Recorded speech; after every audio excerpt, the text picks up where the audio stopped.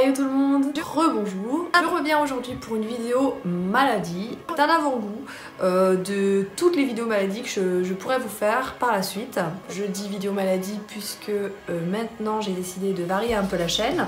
Je ne peux pas toujours faire des vidéos sur la maladie puisque actuellement je suis en réémission, donc ma vie n'est pas que autour de la maladie.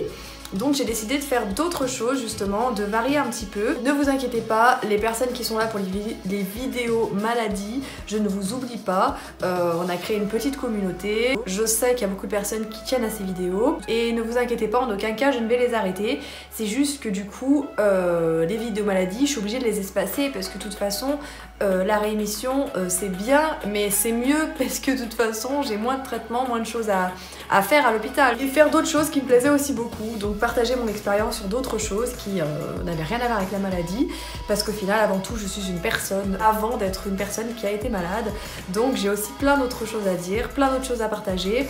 Et du coup je pense qu'à peu près une fois sur deux environ, hein, après ça dépend, si j'ai vraiment trop de trucs à dire sur la maladie je ferai plus de vidéos maladie, si j'ai plus de choses à dire sur les autres vidéos je ferai d'autres vidéos, mais je pense qu'à peu près une fois sur deux je ferai des vidéos basées sur la maladie et des vidéos surprise. J'essaie de faire des trucs égales à moi-même, j'essaie de pas faire de copier-coller. Ça m'intéresse absolument pas de refaire ce que j'ai vu sur YouTube, de refaire ce que d'autres personnes font.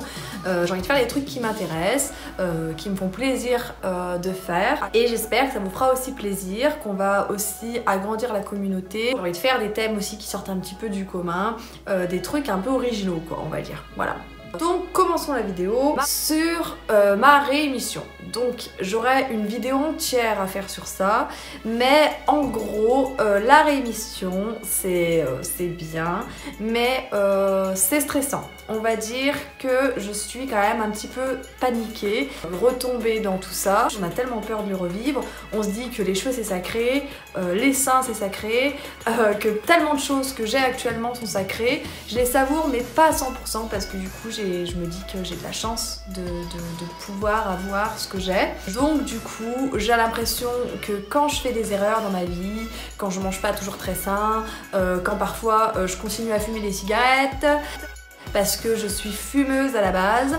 Je n'ai pas pris de cigarette électronique puisque ça ne m'intéresse pas. J'essaye d'arrêter la cigarette par mon mental hyper fort. Quand je sors, quand je suis en soirée ou quand il y a des gens autour de moi qui fument, j'ai du mal à ne pas fumer, je l'avoue. Après, personne n'est né pour juger qui vous êtes. Personne n'a à vous dire ah bon tu fumes, c'est pas bien, tu te rends compte, elle a eu un cancer, elle veut quoi? Avoir un autre cancer? Qui fume n'aurait pas forcément arrêté la cigarette. Il y a beaucoup de gens qui ont un cancer qui fument. Je dis pas que c'est bien, je dis pas que c'est ce qu'il faut faire, mais je dis juste qu'il faut pas juger ça. Voilà, tout simplement. Pour moi, c'est vrai que je m'en veux trop parfois quand je vais fumer ou parfois quand je vais boire un coup. L'alcool est très mauvais pour la santé, ne buvez pas comme un trou. Mais au final, j'ai jamais été pour prôner le fait d'avoir une vie saine. Si, faites ça, faites comme ci, faites comme ça. Actuellement, je pense qu'il faut mettre toutes les chances de son côté, essayer de faire au mieux possible, mais il faut pas vous bouffer la vie, parce que moi, c'est ce que j'arrive à faire parfois en me disant que c'est jamais assez bien ce que je fais. Je pense que le mieux à faire, c'est de vous faire plaisir. Pas tout le temps, il faut voilà vous rédimer, entre guillemets, dire bah voilà, pas toujours faire aussi n'importe quoi. Il y a des gens qui font des excès toute leur vie, il y a des gens qui ont un rythme de vie, une hygiène de vie complètement horrible et ils vont très bien. Mais voilà, faut pas se comparer non plus aux autres, c'est trop facile sinon de dire et lui et l'autre machin. Jugez-vous vous-même en vous disant comment je me sens, comment j'ai envie d'entamer ma rémission et quels sont les excès ou pas que je sens que je peux faire et que j'ai plus envie de faire et que voilà, tout simplement. Donc ça, je pense que ce sera un bon thème de vidéo à faire, la réémission, comment ça se passe, les bons et les mauvais côtés. J'ai continué les contrôles, donc là, tous les 4 mois, j'ai rendez-vous une fois chez le gynéco, une fois chez le radiothérapeute et une fois chez l'oncologue. Là, la semaine dernière, j'ai vu le gynéco, donc tout va bien. J'avais fait une échographie pelvienne suite à une petite douleur à l'ovaire gauche, mais du coup, il n'y a rien de particulier. Il suspectait une endométriose, Mais à l'heure d'aujourd'hui, que j'ai une endométriose ou pas, ça ne changera rien à ma vie. Donc je ne vais pas faire d'IRM pour faire confirmer ça. Mon gynéco m'a dit que de toute façon pour lui c'était possible qu'il n'ait rien non plus, mais c'était voilà, peut-être. Mais bon, pour le moment, ça n'apporte absolument rien. J'ai aussi une bonne nouvelle, la ménopause, c'est terminé. Donc j'avais une ménopause médicamenteuse suite donc à la chimio. J'ai eu mes règles. Voilà, ça revient. On m'avait dit à peu près 6 mois, 1 an après la dernière chimio. Tout est revenu à peu près à la normale depuis les chimios, sauf la digestion qui est un peu compliquée. Parce que le temps d'évacuer la chimio, on garde toujours des séquelles. Et moi, je pense que c'est vraiment la digestion qui est compliquée parfois. La cortisone, c'est fini. Donc du coup, j'ai pu perdre du poids. J'arrive enfin à manger normalement et plus en quantité astronomique. Parce que je mangeais une quantité de nourriture, enfin, c'était incroyable à cause de la cortisone, à cause de la ménopause, enfin à cause de tout ça. Le sport, j'avais commencé à m'inscrire à la salle de sport pendant mes chimios de Taxol, puisque les chimios de AC c'était impossible de faire du sport. Mais les chimios de Taxol, j'ai carrément pu faire du sport, ça m'a vraiment aidé, ça m'a vraiment changé les idées. Et actuellement je continue toujours, ça me fait vraiment du bien. Psychologiquement, c'est ce que j'ai trouvé pour déjà me remonter le moral en me disant oui machin c'est bien pour éviter les récidives, tout ça, faire du sport. Cliché ou pas, je ne sais pas, mais en tout cas, ça me rassure dans un sens, ça me rassure. Et dans un autre, je le fais parce que j'aime bien. Et niveau nourriture, parfois, je mange vraiment bien. Alors après, voilà, quand j'ai envie de manger de la merde, je mange dégueulasse. Et puis voilà, je me fais plaisir, c'est comme ça. Après, je pense que c'est vraiment une histoire de volonté et de perception de la rémission. C'est vraiment la personne visée qui peut ressentir. Ensuite, le bras. Donc mon bras est pas plus gonflé que ça, franchement, ça va. J'ai pas mis ma chaussette. Pour ceux qui savent pas pourquoi j'ai une chaussette au bras, il faut regarder mes vidéos. Je l'ai enlevé pour la vidéo parce qu'avec un t-shirt, ça fait un peu bof, voilà. Mon bras va bien. Les médecins pensent qu'il ne va pas dégonfler plus, qu'il a déjà dégonflé au maximum. Il est toujours un peu gonflé par rapport à l'autre, mais ça reste léger. Par rapport à il y a quelques temps, effectivement, ça va beaucoup mieux. J'ai stressé, je suis allée voir mon kiné, j'ai dit écoute, j'ai l'impression d'avoir un bras qui gonfle. Il m'a fait une séance, il m'a dit c'est bon, ton bras va bien, t'inquiète pas. Donc du coup, je continue à porter mon manchon au bras, ma chaussette, et je la porte tous les jours. Qu'est-ce que j'ai fait d'autre ? Donc le prochain contrôle c'est en mai avec l'oncologue, donc je sais pas ce qu'il va me prescrire, ce qu'il va faire. Mammographie c'est toutes les années, donc la dernière fois j'ai fait ma vidéo sur échographie, mammographie. Dans un an je vous referai le prochain contrôle. Et vu que ce n'était pas génétique, c'est toutes les années. Alors que si c'est génétique, je crois que c'est tous les 6 mois, enfin quelque chose comme ça. Donc c'est pour ça que c'est toutes les années.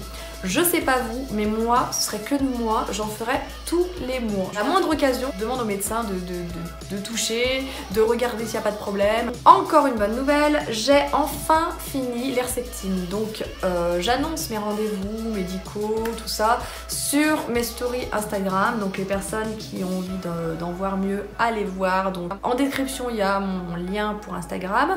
J'ai fini mon Herceptine, la petite piqûre dans la cuisse que je faisais toutes les 3 semaines pour éviter les récidives.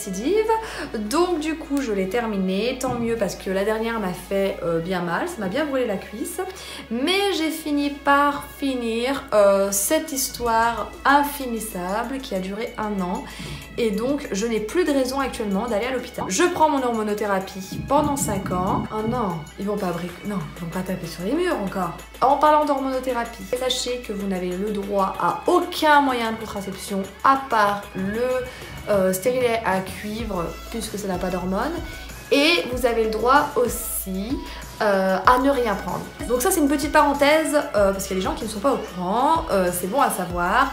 Sachez que si vous allez attaquer les chimios, il faut changer le moyen de contraception si vous avez un moyen de contraception qui n'est pas adapté avec tous les traitements que vous allez avoir.